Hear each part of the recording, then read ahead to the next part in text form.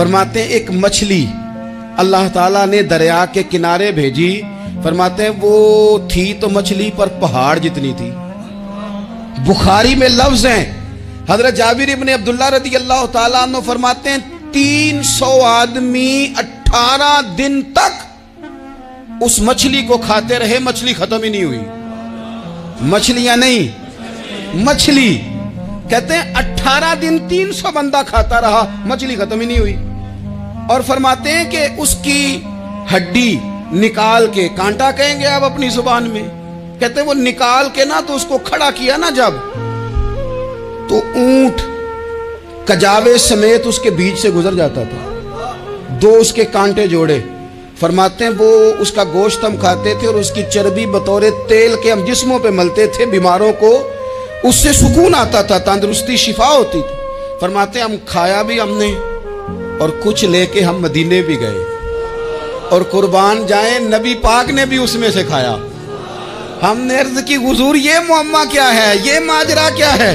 तो महबूब ने फरमाया तुम्हारे पास ग़िज़ा नहीं थी, रब ने तुम्हारे लिए बंदोबस्त किया है, अल्लाह ने तुम्हें दिया है। मकान शुरू कर लिया, एक साहब ने वो मकान बनाने लगे, आप वो हिसाब लगा रहे हैं। कहते हैं मेरे पास इतने पैसे हैं, इतने मैंने फलाने दोस्त से कहना है उसने दे देने, इतने फलाने रिश्तेदार से कहना है उसने दे देने, इतने फलाने से कहना है उसने दे देने। ये सारी कापी बना के मकान शुरू कर लिया। जो रोज़ कहता था ना कोई हुक्म हो जाते 10 सबसे पहले उसको कहा मियाँ पैसे चाहिए। वो कहता हो कल ही मुंडा टोरे है, कदे तू परसों 10 दाते लब जाने सन। मैं आपको अपने तजर्बे की बात बता रहा हूँ। जिन लोगों का ख्याल होता है ना कि आप स्टार्ट करें फलाना काम, हम आपके साथ हैं, अल्लाह का ही कोई निज़ाम है, वो बिल्कुल भी नहीं साथ होते। लेकिन ऐसा नहीं है कि कोई साथ नहीं होता। अल्लाह ताला बड़े असबाब पैदा करता है, वहां से देता है जहां से गुमान भी। हमारा ये ज़हन बन जाता है, हम सारी अपने हिसाब से चलते, इतने रिश्तेदारों से, इतने, कौन आपके साथ चलेगा? सवाल ही नहीं पैदा होता। ये सारे काम छोड़ के सबसे पहले 2 रखते पढ़ो, अपने रब की बारगाह में, रसूल कायनात की बारगाह में गुजारिशात और इस्तिगासे पेश करो, वहां से खैर तलब करो। दुनियादार क्या देंगे, क्या दे सकते हैं, क्या हैसियत होती है किसी? अल्लाह कहता है वहां से दूंगा। तो जो अल्लाह माल दे वो लेना चाहिए कि रिश्तेदारों का माल देखना चाहिए? जो अल्लाह दे वो लेना चाहिए कि सेठों नवाबों की जेबें देखनी चाहिए? जो अल्लाह दे वो कबूल करना चाहिए या देखना चाहिए कौन सा आदमी कहां पहुंच गया? छोड़ो, अपनी मट्टी पे चलने का सलीका सीखो। किसी के संग मरमर पे चलोगे तो फिसल जाओगे, फिसल जा। इस पर एक और बात अर्ज कर दूं, सही बुखारी से, मुस्लिम से एक और बात। कुछ चीजें ऐसी हैं जिनसे अल्लाह की मदद आती है, मदद मिलती है।